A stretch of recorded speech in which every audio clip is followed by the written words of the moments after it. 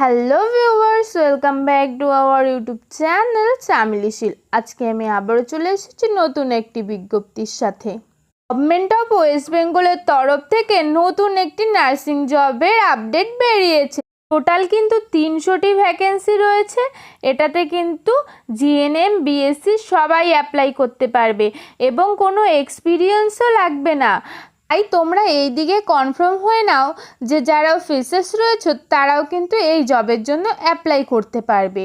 তো ভিডিওটি একটু বড়ই হয়ে যাবে, বিকজ এই ভিডিওতে আমি তোমাদের সাথে শেয়ার করব তোমরা কি করে ফর্ম ফিল আপ করবে, কবে তোমাদের ইন্টারভিউ হবে, প্রসেসিং কি থাকবে, এলিজিবিলিটি ক্রাইটেরিয়া কি রয়েছে, তোমাদের স্যালারি স্কেল কত থাকবে, সব কিছু কিন্তু আমি ডিটেলসে বলবো।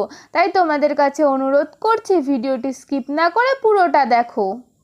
Work in interview for the appointment to the post of contractual staff nurse for the different ESI hospital under the Directorate of ESIMB scheme, Government of West Bengal, from the candidate who have passed GNM course from any INC recognized nursing institute and the registered with the West Bengal nursing council.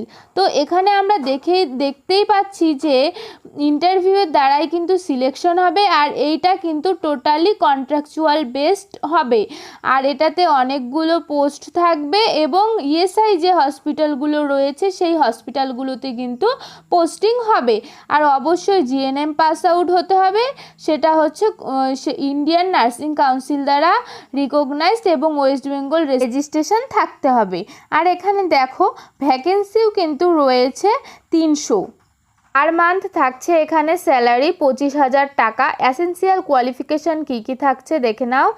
GNM এবং BSc pass out হতে হবে Indian nursing council দ্বারা recognised কোনো institute থেকে। তার সাথে কিন্তু West Bengal registration must লাগবেই। তারপর যারা অ্যাপ্লিকেশন করবে তারা যেন বাংলা লিখতে এবং বলতে পারে।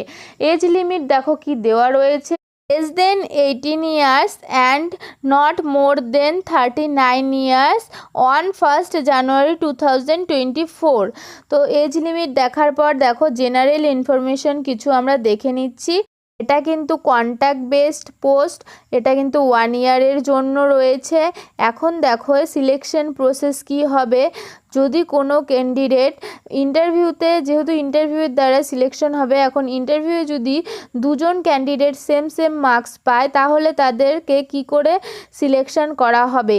জিএনএম বা বিএসসি তাদের 3rd ইয়ার এবং বিএসসিদের 4th ইয়ারে যে মার্কস থাকবে, যার হাইয়েস্ট মার্কস থাকবে এবং আর্লিয়ার ডেট অফ বার্থ যার থাকবে তাকেই কিন্তু সিলেক্ট করা হবে।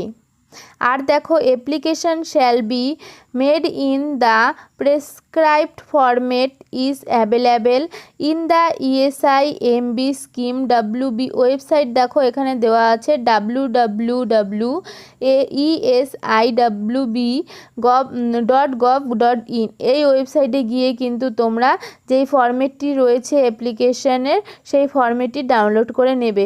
আর তার সাথে দেখো কি ডকুমেন্টস তোমাদের দিতে হবে। এজ প্রুফ সার্টিফিকেট, মাধ্যমিক or equivalent examination admit card certificate দিতে হবে। তারপর মার্কশিট, জিএনএম বিএসসি নার্সিং, যারা জিএনএম করেছো তাদের জিএনএম, যারা বিএসসি করেছো তাদের বিএসসি নার্সিং মার্কশিট দিতে হবে।